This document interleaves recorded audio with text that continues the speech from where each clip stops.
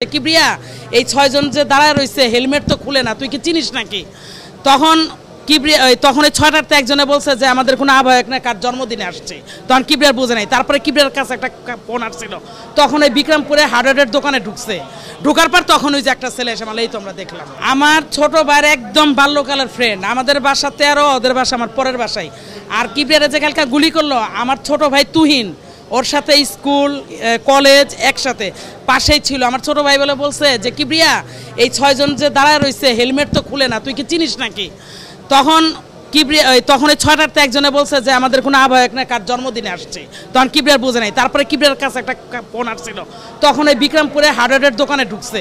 ঢোকার পর তখন ওই যে একটা ছেলে এসে এই তো আমরা দেখলাম। অবশ্যই আমাদের এলাকার ভিতরে কিবরিয়া অনেক ভালো একটা ছেলে ছিল, মানে অনেক, এটা বলা বাহুল্য। আর এই অল্প বয়সে যে অতবার একটা পাবে এটা হয়তো মানুষের সহ্য হয় নাই, আমি জানি না ভাই, কিন্তু অনেক ভালো একটা ছেলে ছিল কিবরিয়া।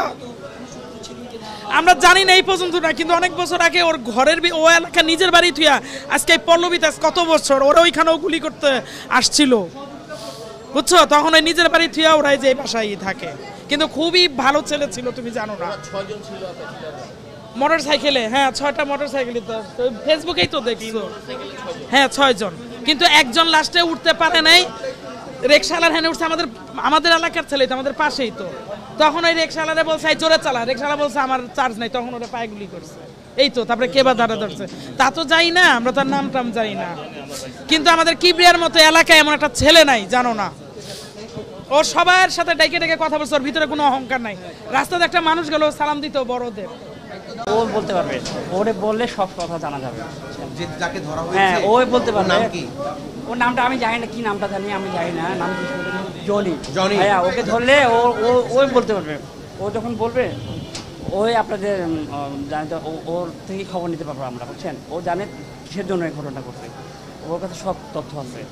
ও তো জেনে শুনেই আসছে। বলেন 3টা তো পালাই গেছে, ও তো পালাইতে পারে না, ওকে ধরছে। ওই লাস্ট গুলিটি করলো, ও যখন করলো ওটাই বেশি আঘাত করছে। ও যে পড়ে গেছে, লাস্ট 4টা গুলি করলো, ওই গুলিগুলিও অ্যাটাক করছে বেশি। এখানে করলো না। আমি এটার দ্রুত বিচার যাচ্ছি আমার দেশে। এটা যদি বিচার না তাহলে বাংলাদেশ থেকে কোনো বিচার হবে না। বিচার আমি কঠিন বিচার চাই, আপনাদের কাছে বলে গেলাম, মিডিয়াকে সবাই বললাম, আমি চাই যে ওর বিচার হোক। আর কেউ ওর মার বুক খালি কেউ না, কেউ ওর বাবার মা, কেউ ওর ওয়াইফ, কেউ ওর বাবার সন্তানের জানি খালি না করে, আর কেউ ভাই বোন কেউ যেন না হারে। আমি এটা আপনাদের কাছে আকুল আবেদন যে আমি বিচার চাই, কঠিন বিচার চাই। আমার ভাইয়ের মতো মানুষ হয় না। বিচারটা তো অবশ্যই হোক, কারণ এর মতো মানুষ হয় না অনেক।